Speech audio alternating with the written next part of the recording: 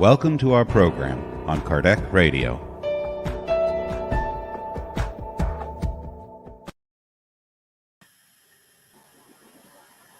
Olá, amigos queridos, boa noite, bom dia, boa tarde, aonde vocês estiverem. Hello, my dear friends.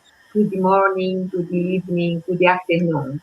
It's a pleasure to be here once again in this program talking about something very important today, mediumship, meeting, and we can discuss, enjoy, and make your comments in our chat, and we'll be together. Thank you so much. Be nice with Stevan, Charles, and Nadja. Thank you. Labas, labas vakaras visiems, labas diena, labas rytas. Šiandien kalbėsime apie mediumizmą, kalbėsime apie dvasingumą ir nušviesime gyvenimo klausimus. Tikiuosi, kad jums bus naudinga. Hello, everybody. Good evening, good afternoon, good morning. Thank you for joining us. And today, as Elsa said, we're going to talk about mediumship. I hope you enjoy it. Bonjour, bonsoir. Merci d'être ici avec nous. On va vous parler aujourd'hui de la médiumnité, sujet très intéressant et très lié au spiritisme. Hello everyone, good morning, good evening, good afternoon, depending on where you are. Happy to be here again with you today to talk a little bit about mediumship. Fayete, good night, good evening, welcome everyone. I hope you're having a beautiful day. Once again this week we are here to talk about the mediumship. Are we all mediums?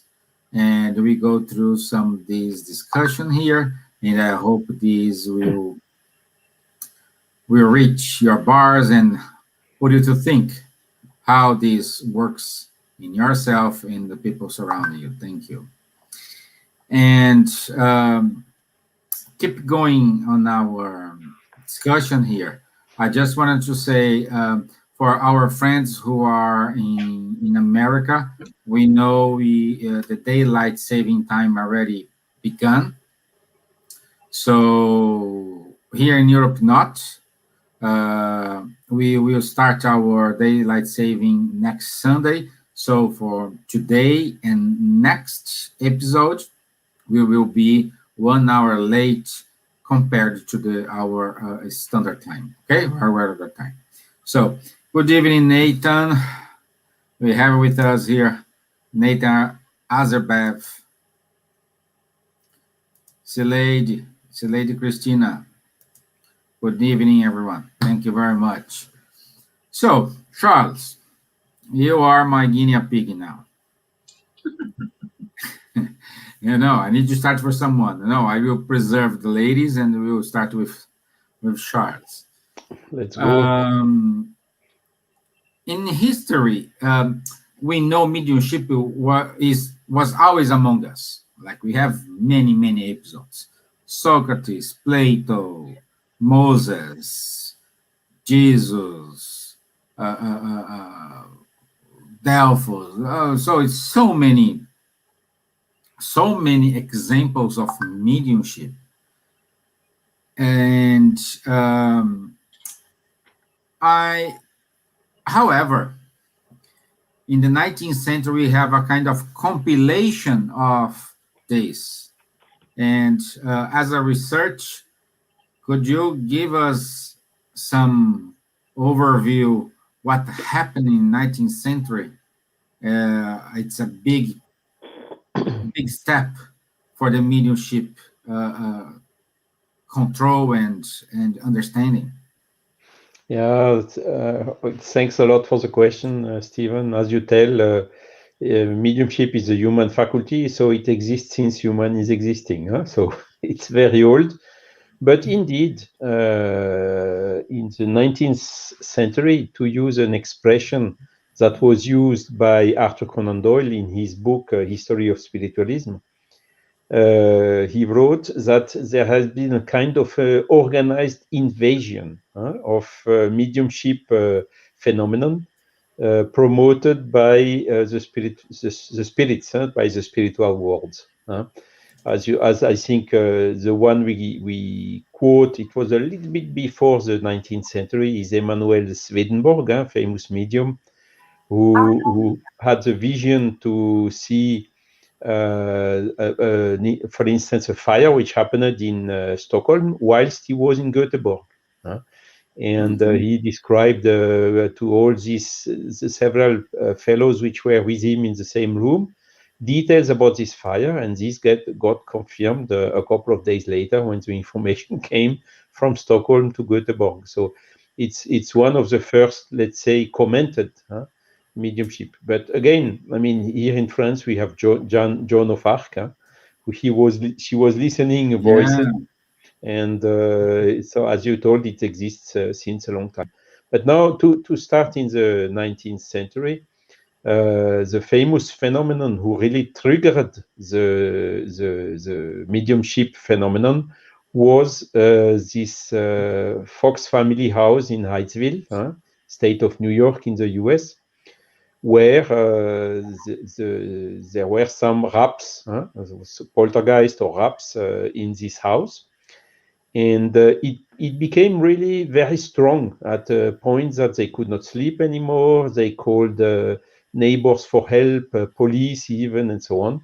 And nobody could discover the origin of these raps. And one day, the daughter of the family, Kate Fox, three, Lee, Margaret Lee, and Kate Fox, Kate started a kind of a dialogue with the raps. Your split foot, please show me that you can count until 3. And then she heard talk, talk, talk, 3 raps. And this was really the beginning of the dialogue, showing that the raps are not random, that there is something behind the raps, a kind of an intelligence, and they could, through this rudimentary way, and engage some dialogue with this entity, and they got the information that it was a spirit called Charles Rosma, who has been, he was an ambulant seller, and he has been, how to say, killed in the house. And indeed, a couple of years later, they found some human skeleton and other signs in the lower part of the house when they made some works in the house. So that was then the first phenomenon. It got highly mediatized at that time in the US already. People against, people in favor, religious, telling it's the devil, and journalists and so on. So it made a lot of noise in the media at that time. And so this got spread really widely worldwide. The phenomenon was known like this. And then it was also the trigger of some more serious investigation. So they called some scientists who came and checked, observed the phenomenon. They came to the conclusion that the phenomenon is authentical, and that there is no trick, nobody hidden heating on the wall or nothing like that. And some came, how to say, in order to show the masquerade, to show the tricks, and they ended up convinced about the authenticity of the phenomenon, and went up to write some books about this. So this phenomenon got then spread worldwide. It changed a little bit. Instead of raps, it was they arrived into the turning tables or dancing tables, and it was at that time where there was no TV, no radio, no internet, nothing. A kind of game that they used in the gatherings, in the salon, as we call it in French. In order to attract visitors, invitees, and so on. And the fashion at that time was just to organize some sessions around the table and to have a kind of a dialogue with the spirits. So this was in the 50s. It was, of course, through whole Europe, but it also Australia, New Zealand, wherever you can find this old newspaper of that time, you will find signs of writings on this subject. So this is what Arthur Conan Doyle called the invasion of the spirits. And then amongst these serious scientists who investigated the phenomenon, there was one called Hippolyte Léon Denis Rivail. So he heard the first time about the phenomenon in 1854. He was also skeptical at the beginning. Okay, a table maybe can moving through some effects of fluids or whatever. But when he heard that the table is answering intelligently to some questions, then he thought, no, this I will only believe when you demonstrate me that the table has a brain and intelligence and whatever. Huh? And in a year later, a couple of months later, he got invited again to a session in Paris. He also could see immediately that the phenomenon was authentical, that there was no trick. Huh? And he had also the inspiration to see that behind that there was something very serious, capable of providing answers to some fundamental questions humankind is asking since centuries or even millenniums. And he really started to investigate the phenomenon seriously. So the first contact of Hippolyte Léon Denis Rivail with mediumship was in 1854. We have found now some original letters showing that he had already some contacts with somnambulism, mesmerism. In particular, he was consulting sometimes a somnambulist to, in case of health problem for him or his wife or his daughter at that time. Huh? And he asked advices from this somnambule lady, but he was thinking that somnambulism, as per the mesmerist, was the faculty of the soul of the somnambulist itself. He did not perceive at that time that it is possible to also to have the influence of a third party, of another spirit, independent of the people which are present, the somnambule and himself in that case. So he made then several studies, a lot of questions and answers, showed several groups in Paris. And when all these fellows saw his interest and his dedication and seriousness in studying the subject, they gave him a lot of booklets with communications, questions and answers they received in the past years. And this helped then Hippolyte Léon Denis Rivail to compile the spirit, what is today called the Spiritist teaching, in a book that he published in 1857, 18th of April. So soon it will be 164 years. And then he also took the pseudonym of Allan Kardec, which was signing this book. And this book was really a kind of a revolution at that time, because it was the first really book written on the subject based on so many communication, on so many observations, and compiled in such a rational way, covering a lot of different aspects about the fundamental questions that creation, God, the universe, about the spirits, life in spirits, mediumship, about moral laws. And so the first edition had 502 questions and answers, which have been then issued also worldwide. It was an immediate success.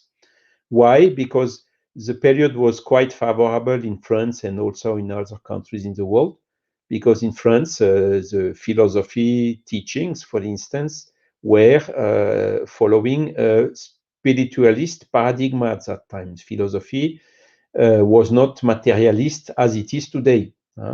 And so the first Spiritists were people who studied this rational spiritualism or French spiritualism, and who had already this notion that in the human, as we told in the past emission, that we have a soul. Human body human being has a physical body, but has also a soul. So this philosophy was studying the incarnated soul, and Kardec, through the observation of the mediumship phenomenon, he just extended the study of this soul beyond the physical life, beyond the incarnated study, means before and after, and the communicability between the souls and the human, which is so-called mediumship. Okay, this is the subject of today. So he revised the Spirit's book first in 1859. He wrote a second book, which was called Practical Instructions for Spiritist Manifestations. So it was a kind of introductory to the medium's book that he published at the end in January 1861, which is the edition that we have still today published. Because the first booklet was, as we tell in French, too much or not enough at the same time, too much because it gave a lot of indication, and not enough because it was not extensive. It did not cover all the aspects. And this he corrected then in the medium's book, which is, to my perception, still today, which means 160 years later, because it was January 61. So in January 2021, it was 160 years ago. It is still today the most complete, detailed, profound treatise about mediumship. Okay, I did not. There are a lot of other books covering certain aspects here and there, even from Gabriel Delanne, from Chico Xavier, etc. But really, the medium's book is, for me, until today, unrivaled. I did not find anything better so far. So, on the title of the medium book, it's Kardec is introducing the content of the book itself, which is special teachings by the spirits concerning the theory of all the genres of manifestations, the means of communicating with the invisible world, the development of mediumship, the difficulties and pitfalls that may be encountered in the practice of Spiritism. So you see, only this, which is on the cover page, is already explaining the extent of all what is covered in this book. And then, of course, there is an introduction. The book has several parts. The first part is he's introducing the subject with preliminary observations. Are there spirits? So these questions that we talked about in our previous emissions, the spiritualism paradigm in rupture with the materialist paradigm. Then he's also talking about the extraordinary and supernatural, because supernatural typically is something which is nonsense, because you cannot have something above the nature. The supernatural of today is natural of tomorrow, once the science is progressing in the discovery of the natural laws. Then he's also talking about the methodology and the different theories about the communication, that it can come from from our subconscient of the medium, or from someone in the room, or that the medium are maybe receiving or detecting, identifying some information which is nobody knows exactly where, and so on. And coming to the conclusion that with the proof of identity of spirit of dead person, that the mediumship is really communicating of soul of deceased person to the humans. Then he's in the part 2, he's entering more in details in the spirit manifestation. So you see, he started in 55, 54, the first observation. So in 61, he had already more than 6 years experience in observing the phenomenon, including he saw, for instance, the famous medium Daniel Douglas Home, which came to Paris and made some mediumistic sessions in the court of the emperor of that time, Napoleon III. This famous episode of levitation, he was levitating on a chair going out of one windows of the room and coming back in the next room through the window. No, so Kardec was present in some of the phenomena that happened with Daniel Dungler's home, and he, of course, considered all this experience in this book, so of the Spiritist manifestations, and also in complement of the Spirit's book, he is showing the fundamental role of the perispirit or the spiritual body in this phenomenology, and which, combining with the spiritual body of the medium and also a substance that later has been called ectoplasm. Ectoplasm, the word was not used by Kardec himself. The spirits with the medium and the ectoplasm can have an action on matter, so moving the table, producing wraps, as it has been observed before.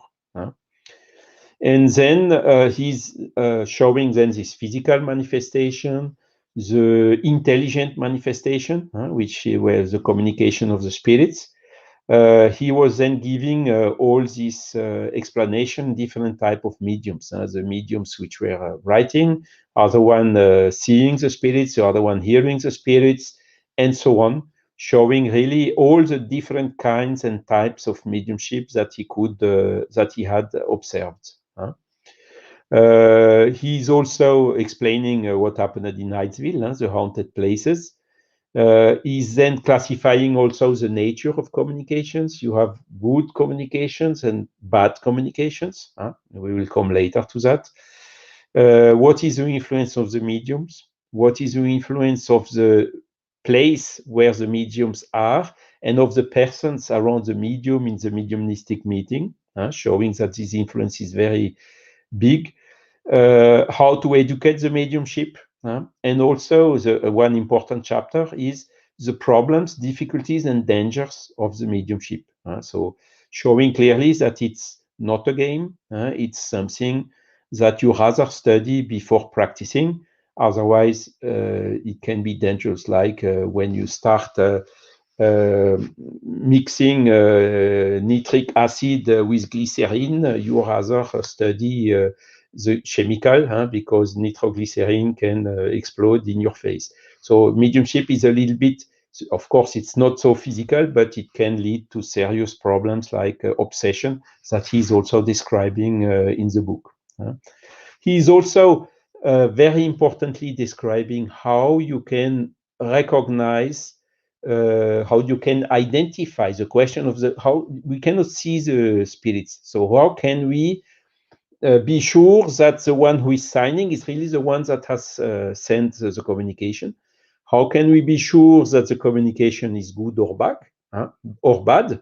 But it's simply by the observation, by the reasoning, analyzing everything, every detail, every circumstance, and so on, and never ever believe in anything that the spirits are giving, because as we will see also later, the spirits are just deceased humans. So you have good spirits, but you have also bad spirits and even very bad spirits.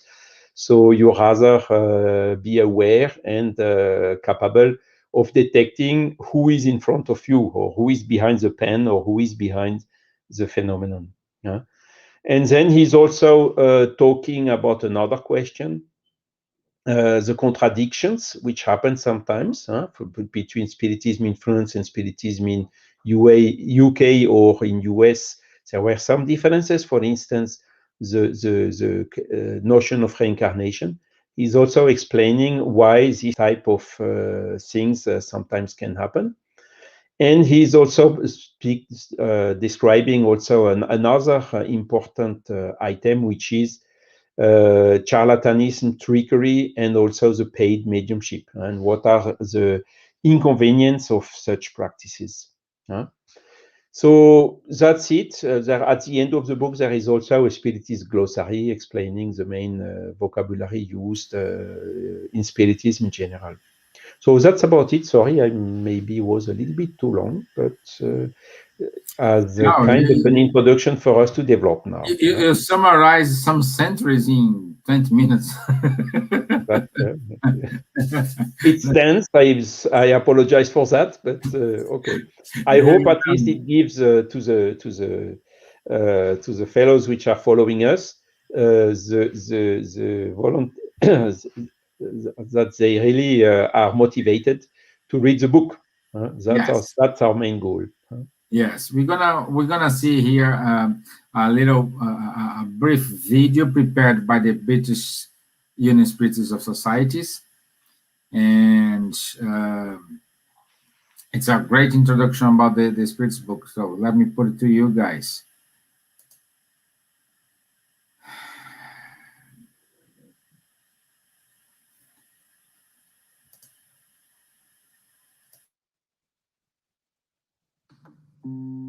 Are we all mediums? Whatever idea about spirits may be, such belief is necessarily based on the existence of an intelligent principle apart from matter. Alongside mediums per se, the number of individuals who are concerning themselves with spirits' manifestations is increasing every day. In the Medium's book, dictated from spiritual benefactors to Allan Kardec, that is known as a codifier of the Spiritist teachings or Spiritist philosophy, says, every individual who senses the influence of spirits to any degree of intensity is a medium. This faculty is inherent to humankind. Therefore, it does not constitute an exclusive privilege, and there are very few individuals who do not possess it, at least in a rudimentary state. Thus, we can state that everyone is a medium to a certain degree. This faculty does not express itself in all mediums in the same way. Some thoughts come to our minds. We can reflect. We must still determine if spirits can communicate with humans. That is, if they can exchange thoughts with us. But why couldn't they? What is a human being except a spirit imprisoned in a physical body? Why couldn't a free spirit communicate with a captive spirit, just as a free human can communicate with a prisoner? If we believe in the survival of the soul after death, would it be rational to deny the survival of its affections?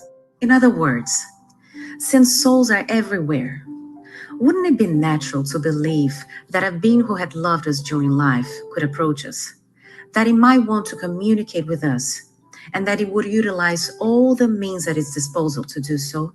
While he was living on earth, didn't it act upon the matter of its body? Wasn't it the person's soul who guided the movements of his or her body? Then why after death would it be prevented from expressing its thoughts in conjunction with another spirit who's still linked to a body, just as a mute uses a person who can speak in order to be understood? We invite you all to read and study The Medium's Book by Allan Kardec. Free download from the website www.buss.org.uk.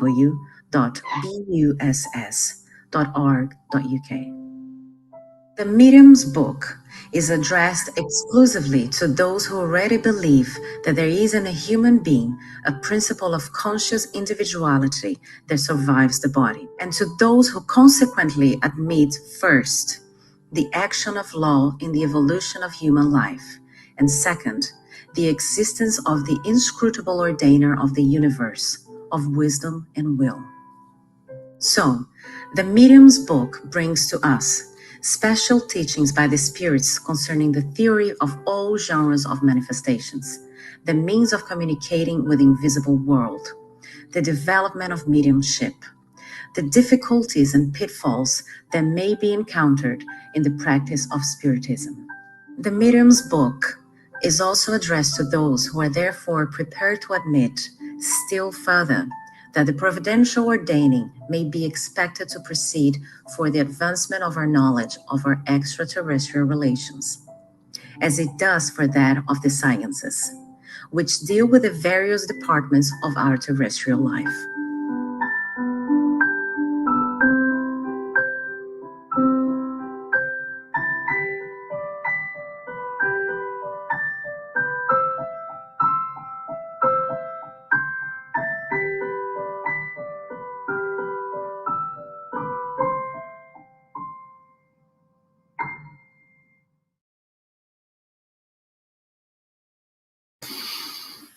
Okay, so this is a great introduction for us about this medium's book. And Nadja, call my attention one of the sentences that we heard now in the video, and what also Charlie said to us: we are all mediums in a certain degree. My question to you as a doctor, do we have any relation or any evidence from the scientific view? Yeah, we have in the qualitative studies, we have since 150, 160 years, but they are getting more and more modern and better quality, because we are using now functional MRIs, we are using single photon emission CT scans, we are using modern EEGs and ECGs, so we can correlate the medium mystic experience with the events that happens in our physiopathology, as I say. It's very important because we can eliminate information leakage or the telepathy explanations that some scientists give regarding the reception of accurate information. Because according to science, mediumship is the alleged ability to communicate with deceased personalities on a regular basis. So we can communicate with loved ones. It happens in all religions and cultures all over the world.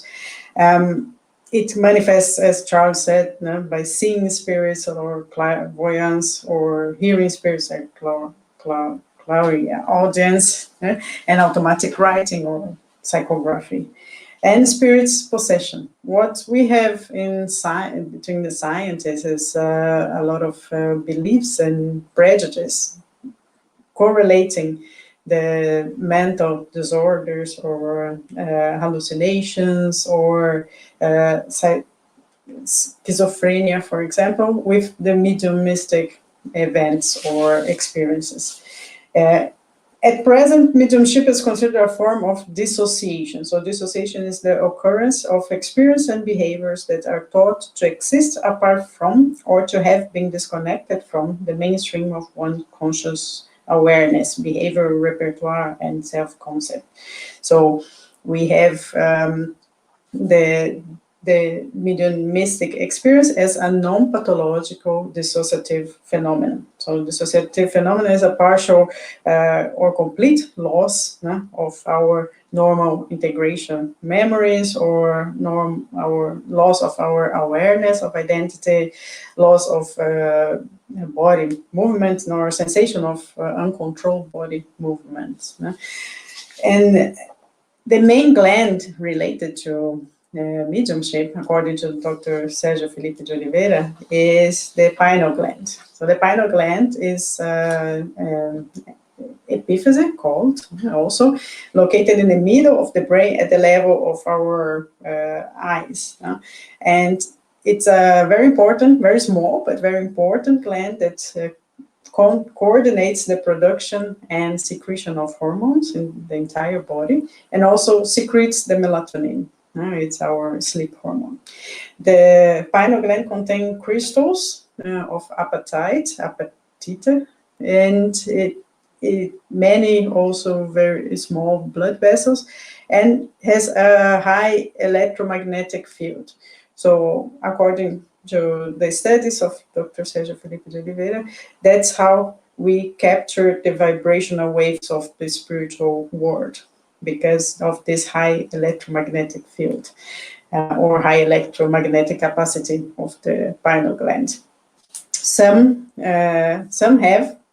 people have crystallized pineal gland, some don't. That's no much difference when we are doing the anatomical neuroimaging studies, for example. And with time, these crystals reduce in quantity and in electricity. And these crystals, those who have crystals, they are more prone to incorporate or to have a mechanical, mediumistic characteristic. So they can see spirits, they can do the automatic writing or psychography, and or even talk to spirits in the spiritual world better. No? Those who don't have these crystals in the pineal gland, they can they have the capacity of having the out of body experience. So kind of like unfolding, or we say desdobramento in Portuguese. So they have more sensations. They can have more feelings from other people, from the environment, but also they can have hyper attention. So the pineal gland captures this information from the spiritual world and resends to other parts of our brains. So that's why it's a very important gland. When it sends the information to the frontal lobe, so the person has more intuition or ideas, so they can have good or bad influences. To the occipital lobe, they have a visual perception, so they are the clairvoyants. The writing area, so they can psychograph, they can do the automatic writing, or the speaking area, psychophonia, and the hypothalamus area. Then when it affects more the hypothalamus area, then the patient has hormonal alterations, which means that their clinical symptoms are present. So they are more aggressive, they have sleep patterns different, they have more violence, they cannot control their behaviors.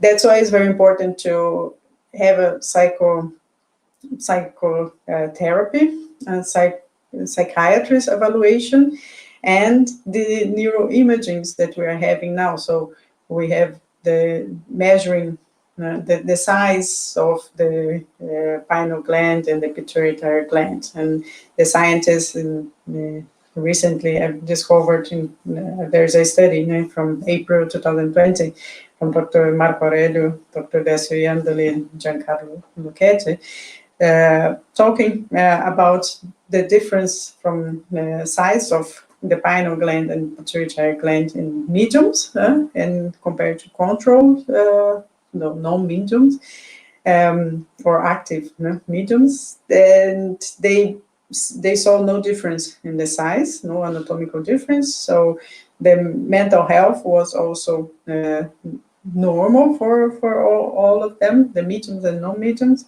The sleep quality was also similar, and they measured the melatonin in the urine. So there was also no difference in the quantity of melatonin in comparison to those people who are non-medium. So proving that mediums are not presenting any pathological dissociative disorder, as many other scientists may generalize. No?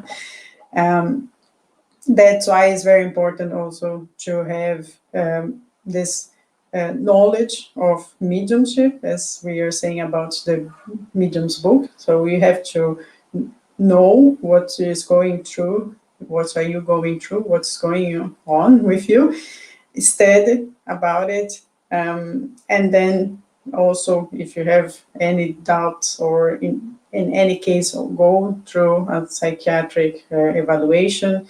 And the psychiatrists they all have to ask about the family situation, the social circumstances, and the impact of these mediumistic activities or experiences in the patient's life, because it can have some interference and can cause health problems. Yeah, so I think with time we are going to have even more studies in important papers in the world. That we have many Brazilian researchers doing several articles and serious studies and following methodology, international standards. We have people in the United States doing also many research using this modern equipment, something that in one of the studies they commented, they said that the technical difficulties of doing any serious research using the technology is also has an impact in the final results of the study. But it's very important to know that we have the methodology, we have good researchers, and we can exclude the fraud, we can exclude those who want to take benefit from the mediumistic capability and gain some financial benefit from it. So when we can correlate the mediumistic and the anatomical situation or physiological situation, and we can separate also, understand better the mental disease, the mental disorder, and the normal patient and the normal mediumistic situation. So to clarify that being a medium is not having any mental disorder or any hallucination or schizophrenia.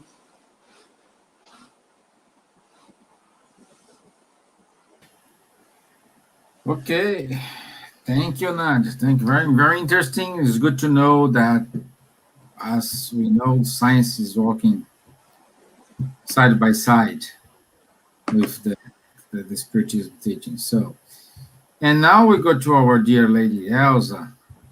My dear, I have a tricky question for you. You're in a mute. You're in a mute. Which one? Yeah. So, since we are all mediums, since the mediumship is with us in certain level degree, science, we have evidences the existence of mediumship. History is with us. My question to you is, we only see mediumship manifestation in adults or not? Not only adults, can be children as well since early ages. As Charles pointed, and so do I didn't find any better book to explain everything regarding mediumship, because it's not something only for the spiritism, but only for the spirituality in general. Can be in any religion, any philosophy. Anyone can be a medium because it's not related to one class or one color or one country or everything. Is for everyone, as Nadja pointed, regarding the pineal gland. Children as well can be a medium since the early ages. And it's important to father, mother, someone that is educating the children. If children express something different, seeing that people, their invisible friends, sometimes you talk with a child and the child is said, "Don't sit there, my friend is there." So you can say, "Oh, your friend is there. Okay, leave your friend tranquil there, and you can come and bring with me and play with me." So we have to be careful not to put too much attention that make the child, "Oh, are you seeing someone? Yeah, you do that. Can someone say this and that for you?" Because the child is not developed totally yet to use the mediumship to do things. Of course, the invisible friends can be there, can play with them, can talk with them, and when the child is a no sensitive medium since the early ages, mother, there was someone that is taking care of the child, can talk with a psychologist or a psychiatrist, but say that is not something that can be a illness. but it's a phenomena that can be very well understandable from the Spiritist point of view, as Kardec pointed in the second part of the Medium's book, chapter 18, item 221, if you want to learn or if you want to read the Spirit's book. 106 years ago, Kardec organized all this information, giving guidance for the relatives according to the child development. And says, could developing mediumship in children cause problems? Certainly, and sustaining it could also be very dangerous because such fragile and delicate organisms would be very disturbed and their infantile imaginations too overexcited. Thus, prudent parents will keep these ideas away from them, or at least they will speak to them regarding their possible consequences from the mental point of view. So don't stimulate your child to be a medium, to do things regarding this kind of, not possession, but it's a mediumship, interacting with the dead people or spirits in the spiritual world. So in the second question, nonetheless, there are children who are natural mediums, whether of physical effects, writing or visions. Is the same danger involved in these cases? No. When the faculty manifests spontaneously in children, it belongs to their nature, and their constitution is adequate. The same does not apply when mediumship is artificially caused and induced. You may notice that children who have visions are usually little concerned about them. Vision seems very natural, so they pay little attention to them and almost always forget about them. So since early ages until 7, 8 years old, children can interact, but if you don't put too much attention, they will finish their visions if they are not ostensive mediums. If they carry on this faculty, as myself, carry on to 15 years old, and sometimes in your puberty or in your teenager or 18, 14, 15 years old, can be diminishes this kind of things and come again later on. That is natural, so natural. And as pointed before, we don't charge for mediumship in our Spiritist mediumship with Jesus. That is, I have more things to say, but I think it's better now to carry on and see another video. I think, if you agree, leave for the next week. Yeah. So this video is kind of linked with our with the continuation of our episode, because next week we're going to talk about the objectives of the mediumship. But we don't want to finish today to say that the practice, since Achilles well pointed, mediumship it's happened since the human age, and we need to be very carefully about it. And this video will give us a kind of heads up. What is the situation? One of the situations we need to take care of about mediumship.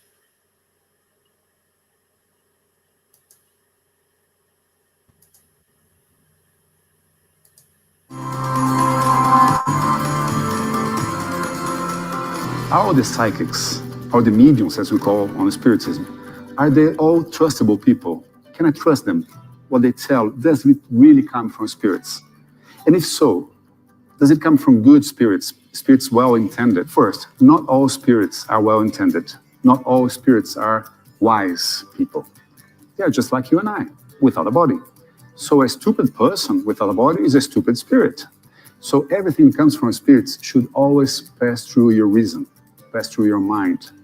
See what they're telling you. Does it make sense?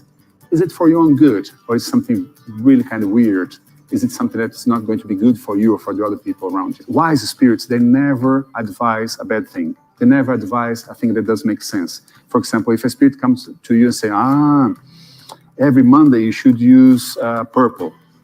Why is that? Doesn't make any sense. But if a spirit comes and tell you, you should be a good person, you should try to reconnect with your brother, you should try to become more calm, you should try to see a more broad way, you should see brothers and sisters in all kinds of religion, you should see brothers and sisters in all kinds of ethnical groups. Well, that's good advice. That probably comes from a wise spirit. Do not trust all the psychics. Do not trust all the mediums. And a good tip there is, if the person charges you, do not go. Run away from that. In Spiritism, we believe that something you receive for free, you should give for free. So if you're a psychic, if you're a medium, in Spiritism, you don't charge for helping the other person with your abilities. So all to say that perhaps in Spiritism, there is free lunch.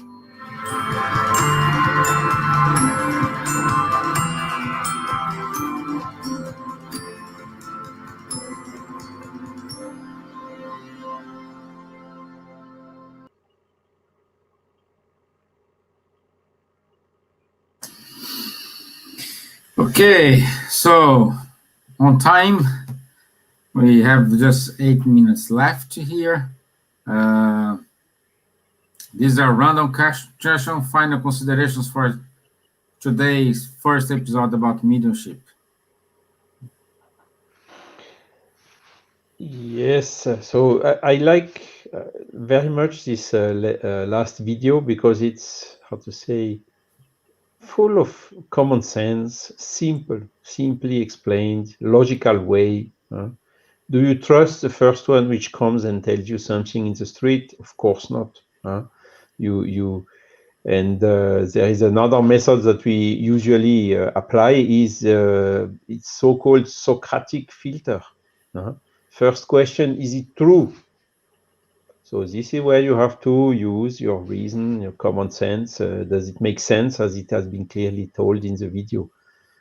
Second question, is it useful? Why is this now? Why? We can see, for instance, in this COVID period, a lot of communications, mediumistic, giving advices, this and that. But when you go and dig a little bit, you see that it's flat. There is nothing, or sometimes even you can detect in it tentatives of manipulations, making the people afraid about how to say this cataclysm and whatever, and a difficult future. So again, out. And the third filter, is it good? So if you don't have a yes answer to all these three questions, definitively forget it.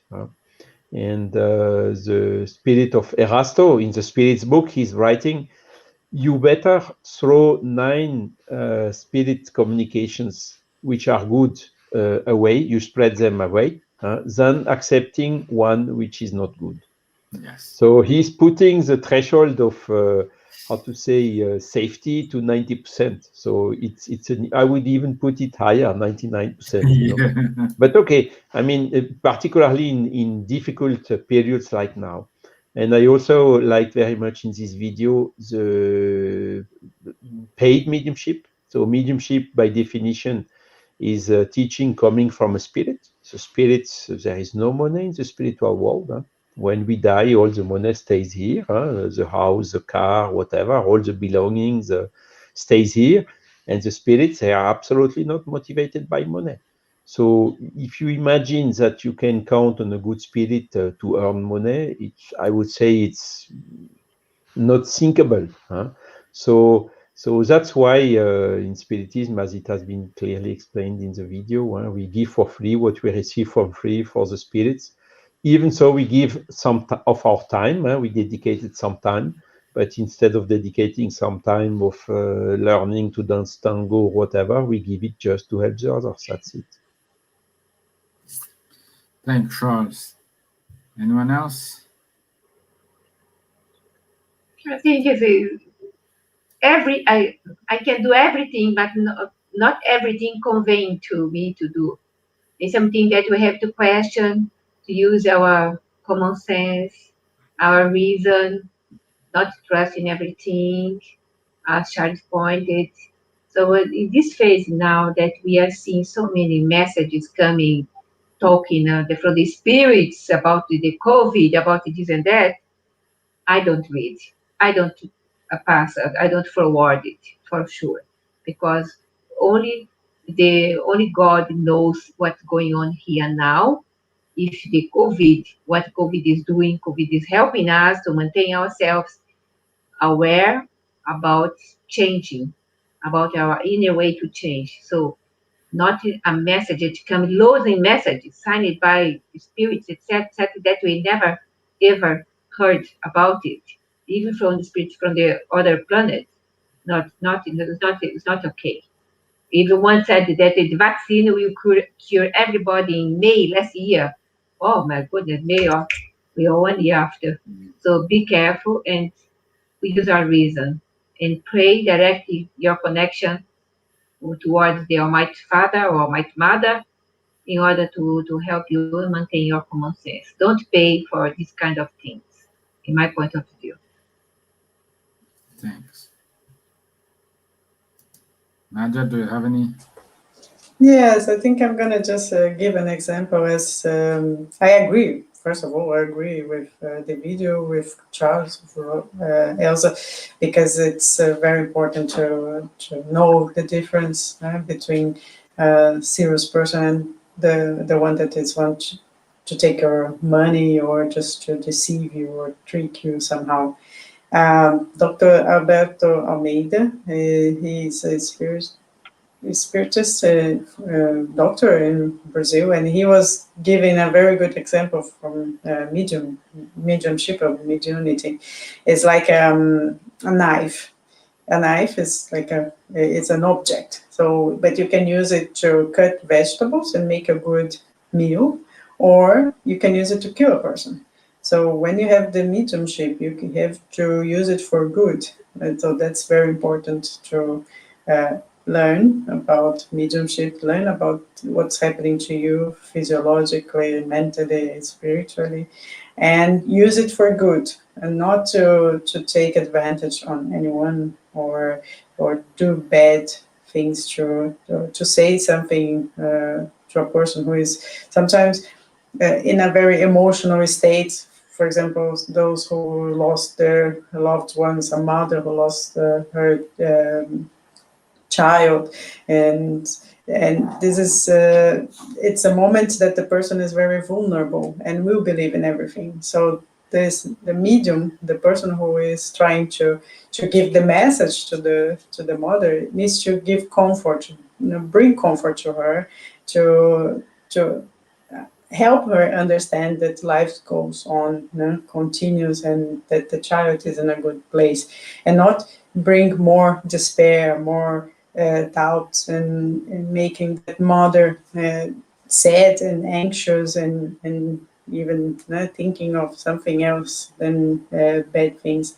So mediumship is like a knife, like as Dr. Alberto Almeida said, and you can use for good or you can use for bad. Depends on your moral level. Thank you, Nadja. Thank you very much. So our time is up. Thank you very much. I hope you like it. Today's introduction about the mediumship. We saw history, science, and mediumship is manifested in the children as well, and non all mediumship communications or manifestations are trustful. So we need to play our judgment and your reasoning. So I want to say thank you very much, everybody, for your time. Thank you, Charles. Thank you, Elsa. Thank you, Nadja. Thank you very much. I will see you next Thursday, 9 p.m., with the subject, the objectives of the mediumship. So we go more about the objectives and the purpose of the mediumship. So we have our flyer. if you can show up a prayer. No. We don't Okay. have. Yeah, I cannot. Yeah. A technical problem here. Yeah. So Yes, thank you very much for everybody who Bye-bye. was watching. Thank you. John, All the best. Rubens, Brian, Thank you, next Munir. John, Thank you very Ruben, much. Brian, Munir. yeah, So many Munir, people that have Brian, John De Rosa, Rubens Sanchez. And Munir said something very Nathan. important. Thank you all for your talks. Okay. Thank you all for your talks. Videos, very interesting information. Thank you. Yeah. And see you next Thursday. Bye-bye. Yeah. And Nadja, just finish here. There is a comment for you here from Brian. Interesting. William James, throughout his research, did not believe that consciousness survives death. Yes. Yeah. A lot of them do not believe. See our Yeah. previous videos. Yeah. But do not believe We'll is not talk to more prove that it next is not. week. Huh? Yeah. Okay. Not easy. So, thank you very much. See you next week, guys. Thank you. Bye-bye. Bye. Bye. Thank you. Bye-bye. Bye. Bye.